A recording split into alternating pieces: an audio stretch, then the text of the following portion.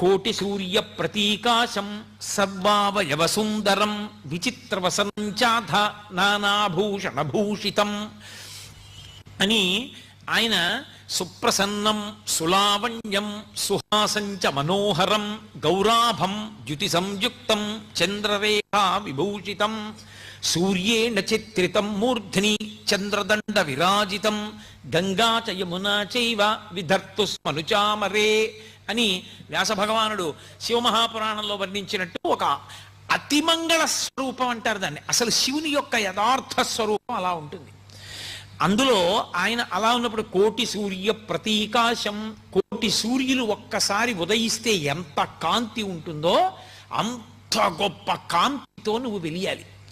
కాబట్టి కోటి సూర్య ప్రతీకాశం సర్వావయవ సుందరం, ఏ అవయవం వంక చూసినా కన్ను తిప్పుకోవడానికి